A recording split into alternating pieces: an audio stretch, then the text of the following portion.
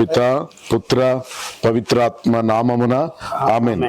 యోహాను సువార్త 20వ అధ్యాయం 26 నుండి 31 వరకు వచనములు చదువుకుందాం. 8 దినములకు పిమ్మట యేసు శిష్యులు మరలా ఇంటి లోపల ఉండిరి. తోమా సహితము వారితో ఉండెను. మూసిన తలుపులు మూసినట్లుండగానే యేసు వచ్చి వారి మధ్య నిలుచుండి, మీకు శాంతి కలుగునుగాక అనెను. అప్పుడు యేసు తోమాతో, నీ వ్రేలు ఇక్కడ ఉంచుము, నా చేతులు చూడుము, నీ చేయి చాచి నా ప్రక్కలో ఉంచుము, అవిశ్వాసివి కాక విశ్వాసివై ఉండుము అని చెప్పాను. అప్పుడు తోమా, నా ప్రభు, నా దేవా అని పలికెను. నీవు విశ్వసించినది నన్ను చూచుట వలన కదా, చూడకయే నన్ను విశ్వసించువారు ధన్యులు అని యేసు పలికెను. యేసు మరెన్నియో సూచక క్రియలు శిష్యుల ఎదుట చేసెను. అవన్నీయు ఈ గ్రంథమున వ్రాయబడలేదు. యేసు దేవుని కుమారుడైన క్రీస్తు అని విశ్వసించుటకును, ఈ విశ్వాసము ద్వారా ఆయన నామమున మీరు జీవము పొందుటకును ఇవి వ్రాయబడినవి. ప్రియమైన సహోదరి సహోదరులారా, ఈనాడు ప్రపంచంలోని క్రైస్తవులందరూ ప్రభు అయినటువంటి యేసు క్రీస్తు మరణాన్ని జయించి పునరుత్థానుడైనటువంటి పండుగను ఎంతో భక్తి శ్రద్ధలతో జరుపుకుంటూ ఉన్నారు.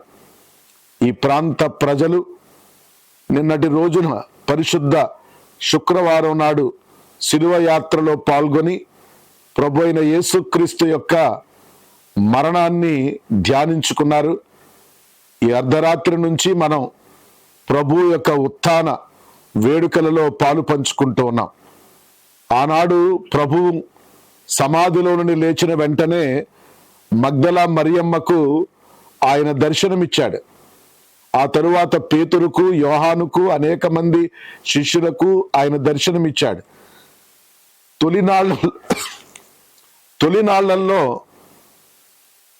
ప్రజలందరూ కూడా ప్రచారం చేయబడినటువంటి ఒక విషయాన్ని గురించి ఆందోళన చెందారు. ఆ విషయం ఏమంటే, యేసుక్రీస్తు సమాధి తెరవబడిన తరువాత ఆ సమాధిలో ఆయన దేహం కనిపించలేదు కాబట్టి, ఖాళీ సమాధి దేనికి సంకేతం అంటే ఆయన శరీరాన్ని ఎవరైనా దొంగిలించి ఉంటారు అని. ఈ అయోమయంలో ఉన్నటువంటి ఆనాటి ప్రజలకు ఒక రుజువు ప్రదర్శించబడింది. ఆ రుజువు ఏంటంటే, ఉత్థానుడైనటువంటి క్రీస్తు అనేక మందికి దర్శనమిచ్చాడు కనుక ఆయన శరీరం దొంగిలించబడలేదని, ఆయన నిజంగానే ఉత్థానమయ్యాడని ప్రజలందరూ కూడా విశ్వసించారు.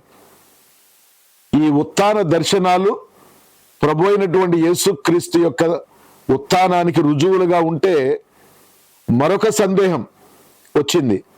ఆ సందేహం ఏంటంటే, శిలువ మీద మరణించినటువంటి వ్యక్తి, ఈ దర్శనాలు ఇస్తూ ఉన్నటువంటి వ్యక్తి ఒక్కరేనా అని. అందుకే తోమా గారి యొక్క మాటలు యోహాను సువార్తలో ఈ విధంగా వ్రాయబడ్డాయి. నేను ఆయన చేతులలో కాళ్ళల్లో ఉన్నటువంటి ఆ మేకులు దిగినటువంటి గాయాల గుర్తులను, ఆయన ప్రక్కలో సైనికుడు ఈట ద్వారా చేసినటువంటి గాయం గుర్తును చూస్తే తప్ప ఆయనే ఉత్థానమైన క్రీస్తు అని నమ్మను అన్నాడు. ఈ అనుమానాన్ని నివృత్తి చేయడానికి ప్రభు అయినటువంటి యేసుక్రీస్తే స్వయంగా శిష్యుల మధ్య దర్శనమిచ్చి తోమాతో ఆయన చెబుతూ ఉన్నాడు, తోమా, ఇదిగో నీవు నా చేతులలో కాళ్ళల్లో మేకుల ద్వారా అయినటువంటి గాయాలను, ఆ గుర్తులను చూడు, నా ప్రక్కలో చేయి ఉంచి ఈ గాయాన్ని కూడా చూడు. దీని అర్థం ఏంటంటే, శిలువ మీద కొట్టబడి మరణించినటువంటి ఆ యేసు ఇప్పుడు ఉత్థానమై శిష్యులకు దర్శనమిస్తూ ఉన్నటువంటి యేసు ఒక్కరే. ప్రభు అయినటువంటి యేసు క్రీస్తు యొక్క ఉత్థానాన్ని యోహాను తోమాసు అమితమైనటువంటి భక్తితో అంగీకరిస్తూ ఉన్నాడు. ఓ దేవా, నా ప్రభువా అంటూ తన యొక్క విశ్వాసాన్ని ప్రకటిస్తూ ఉన్నాడు. ఇదే క్రైస్తవ విశ్వాసం. మనం చదువుకున్నటువంటి వాక్య భాగంలో ఆఖరి వాక్యాలు చెబుతూ ఉన్నాయి. ఈ పరిశుద్ధ గ్రంథంలో ప్రభు అయినటువంటి యేసుక్రీస్తు చేసినటువంటి అన్ని పనులను గురించి వ్రాయబడలేదు. ఏవైతే వ్రాయబడ్డాయంటే, మనం యేసు దేవుని కుమారుడైన క్రీస్తు అని నమ్మడానికి సరిపడినన్ని విషయాలైతే మాత్రం ఈ గ్రంథంలో వ్రాయబడ్డాయి. కనుక క్రీస్తు మరణాన్ని జయించాడు అనేది వాస్తవం. మరణాన్ని జయించి పునరుత్థానుడయ్యాడు అనేటటువంటిది ఇంకా సత్యం. ఆయన పునరుత్థానం ద్వారా సకల మానవాళి పాపము నుంచి విడుదలను పొంది మరణాన్ని జయించి నిత్య జీవాన్ని పొందుతూ ఉన్నది. కనుక యేసు మరణం, యేసు పునరుత్థానం సకల మానవాళికి ఎంతో శుభకరమైనటువంటి విషయాలు. అందుచేత ఈనాడు క్రైస్తవులు మాత్రమే కాదు, సకల మానవాళి సంతోషించవలసినటువంటి దినం. ఈ సందర్భంగా మీ అందరికీ, ఈ పట్టణ ప్రజలకు, పరిసర ప్రాంత ప్రజలకు యేసుక్రీస్తు పునరుత్థాన పండుగ శుభాకాంక్షలు అందజేస్తూ ఉన్నాను. గత 20 సంవత్సరాలుగా దంత సమస్యలతో పాటు దవడ మరియు ముఖ సంబంధ సమస్యలకు చక్కని చికిత్సలు అందిస్తున్న శ్రీ రామకృష్ణ దంత వైద్యశాల, నరసింహారావుపేట, ఏలూరు. ఎమర్జెన్సీస్ లో వాడే ఆక్సిజన్ కాన్సంట్రేటర్లతో పాటు air purify, UV light steriliser, ULV fogger వంటి పరికరాల ద్వారా పరిశుభ్రమైన వాతావరణంలో చికిత్స అందించబడుచున్నది. ఆర్వీజీ ద్వారా అతి తక్కువ రేడియేషన్ ఉపయోగించి దంత వ్యాధి నిర్ధారణ మరియు రూట్ కెనాల్ వైద్యం చేయబడుచున్నది.